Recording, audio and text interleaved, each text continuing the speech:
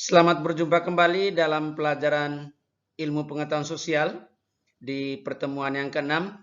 Harapan Pak Guru bisa menjumpa dengan kalian dan semuanya dalam keadaan sehat.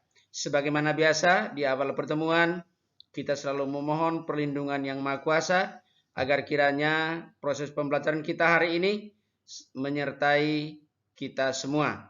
Berdoa kita mulai.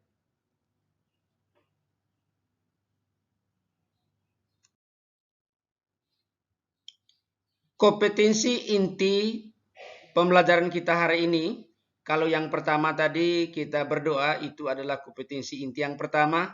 Lalu kompetensi inti yang keduanya adalah menghargai dan menghayati perilaku jujur, disiplin, tanggung jawab, peduli, toleransi gotong royong, santun, percaya diri dalam berinteraksi secara efektif dengan lingkungan sosial dan alam dalam jangkauan pergaulan dan keberadaannya. Kompetensi inti yang ketiga, memahami dan menerapkan pengetahuan faktual, konseptual, dan prosedural berdasarkan rasa ingin tahunya tentang ilmu pengetahuan, teknologi, seni budaya, terkait fenomena dan kejadian tampak mata. Kompetensi inti yang terakhir, mengolah, menyaji, dan menalar dalam ranah konkret menggunakan mengurai, merangkai, memodifikasi, dan membuat. Dan ranah abstrak menulis, membaca, menghitung, menggambar, dan mengarang sesuai dengan yang dipelajari di sekolah dan sumber lain yang sama dalam sudut pandang teori kebangsaan. Berikutnya yang berkaitan dengan kompetensi dasar. Anak-anakku sekalian, yang menjadi tujuan pembelajaran kita hari ini, yang pertama, dapat menjelaskan pengaruh interaksi sosial terhadap mobilitas sosial. Yang kedua, menjelaskan pengaruh interaksi sosial terhadap pluralitas. Materi kita pada hari ini berkaitan dengan mobilitas sosial dan di buku pembelajaran kalian itu sudah masuk bab 2. Kita coba untuk mendefinisikan apa sesungguhnya yang dimaksud dengan mobilitas sosial. Adalah perpindahan posisi seseorang atau sekelompok orang dari lapisan pertama ke lapisan berikutnya. Sekali lagi, mobilitas sosial adalah perpindahan posisi seseorang atau sekelompok orang dari lapisan pertama ke lapisan berikutnya. Nah, anak-anakku sekalian, untuk mempermudah kita memaknai makna dari mobilitas sosial, berikutnya kita menguraikan bentuk atau macam dari mobilitas sosial. Itu ada 2 macam. Yang pertama yang disebut dengan mobilitas vertikal. Maknanya adalah perpindahan seseorang atau kelompok dari suatu kedudukan sosial ke kedudukan sosial lain yang tidak sederajat baik ke atas maupun ke bawah. Kita contohkan hal ini. Yang pertama, misalnya ada seseorang saat ini sedang menjabat sebagai wali kota. Kemudian dalam pemilihan gubernur dia ikut. Tiba-tiba dia menjadi seorang gubernur. Itu artinya sudah mengalami proses mobilitas vertikal. Dari bawah ke atas. Kemudian bisa saja seseorang itu memiliki atau mengalami mobilitas vertikal yang lain, contohnya misalnya saat ini menjadi seorang kepala sekolah. Nah, tiba-tiba dia dipindahkan ke suatu sekolah berikutnya dan dia menjadi guru. Nah, itu contohnya mobilitas sosial vertikal. Dari menjadi kepala sekolah, kemudian dia menjadi guru. Artinya dia turun ke bawah.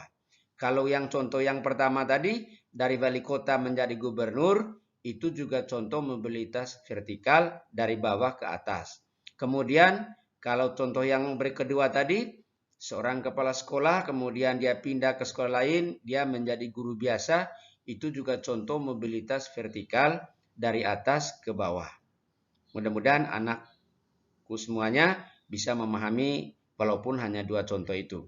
Yang kedua anak-anakku sekalian, yang berkaitan dengan mobilitas horizontal.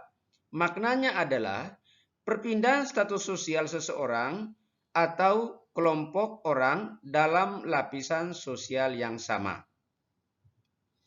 Nah, kalau contoh di atas tadi, mudah-mudahan harapan Pak Guru kalian paham.